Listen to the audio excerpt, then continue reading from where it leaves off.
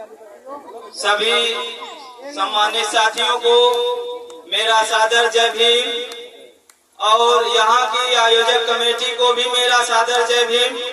यहाँ की कमेटी बधाई के पात्र है, जिसने यहाँ पर आज बाबा साहब के कारवा को आगे बढ़ाने का काम किया है और मैं इस कमेटी को बधाई देना चाहता हूँ और यहाँ के ग्रामवासियों को भी। और मैं ये कहना चाहता हूँ कि जो ये पंडाल लगा है ये बाबा साहब की देन है और जो बाबा साहब के अनुयायी हैं वो इस पंडाल में बैठे हुए हैं और जो लोग मनुवाद की व्यवस्था से डरे हुए लोग हैं वो आज घर में घुसकर बैठे हुए हैं।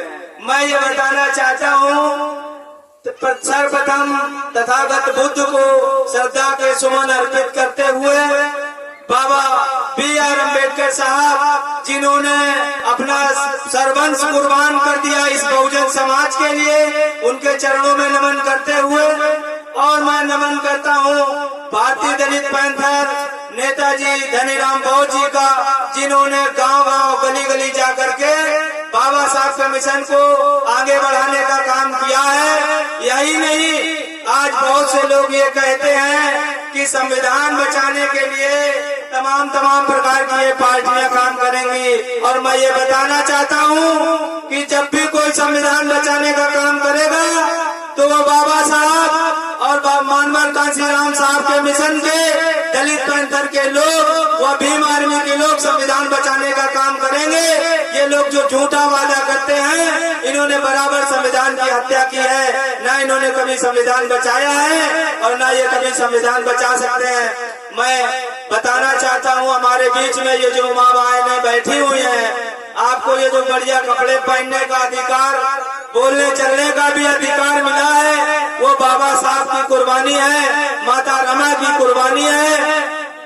और आपको मालूम होना चाहिए कि जब बाबा साहब की पढ़ाई पूरी होने के बाद वो जब उनके स्वागत के लिए मंच लगाया गया तो माता रमा को पता चला और माता रमा ने सोचा कि मेरे साहब का सम्मान है, स्वागत समारोह है, मैं उसमें जरूर देखने जाऊंगी। माता रमा तैयार होने के लिए गई। माता रमा के पास पहनने के लिए एक बढ़िया साड़ी नहीं थी। आज हमारी माताओं के पास अगर वो सेब खोलती हैं तो उनकी लाइन कतार गिर जाती है साड़ियों की। ये जो आपके पास बढ़िया गहने, चलने बोलने के अधिकार मिले हैं, यहाँ तक कि जो मनुवाद और रूढ़वाद को ढोने का भी तुम्हें अधिकार है, वो बाबा साहब की देन है। नहीं तो तुम्हें कोई मंदिर तो दूर छोड़ दो, तुम्हारी परछाई से भी लोग घृणा करते हैं। मुझे दुख इस बात का नहीं है कि लोगों के जाने पर मंदिर धुलाए जाते हैं, मुझे दुख इस बात का है कि वो लोग जब जानते हैं कि तुम मंदिर जाओगे तो मंदिर धोया जाएगा, तो ये बताओ तुम्हें मंदिर ने क्या दिया था जिस मंदिर में तुम जाते हो? तुम्हें जाना ही नहीं चाहिए। तुम्हें तो वोट बैंक से राजा बनाया जा रहा है ना, वो जो वोट पब्लिक दे रही है उससे राजा बनाए हो, किसी एक मंदिर मस्जिद से राजा नहीं बन रहे हो। बाबा साहब चाहते थे कि जो राजा रानी के पेट से पैदा होता था वो राजा जनता के वोट से पैदा होना चाहिए। लेकिन जो लोग बाबा साहब की आज बात कर रहे हैं वही लोग बाबा साहब के सपनों का भारत को तार कर रहे हैं। आज भी वो दिन है कि आज भी राजा रानी के ही पेट से पैदा हो रहा है। जिसका बेटा सीएम बन गया, जिसका पिता सीएम बन गया, उसका बेटा सीएम बनता है। जिसका पिता सांसद बन गया उसका बेटा सांसद बनता है। क्या हम तुम लोगों की सांसद बनने की वैल्यू नहीं है? क्या हम लोग सांसद नहीं बन सकते हैं? क्या हम लोग मंत्री विधायक नहीं बन सकते हैं? क्या हम लोग यहाँ ढोने के लिए ही नहीं पैदा हुए हैं? इसलिए हम कहना चाहते हैं अपनी वोट की ताकत को पहचानो। इस वोट से तुम राजा अपना बना सकते हो। वो राजा तुम्हारा नहीं बल्कि तुम ही राजा बन सकते हो।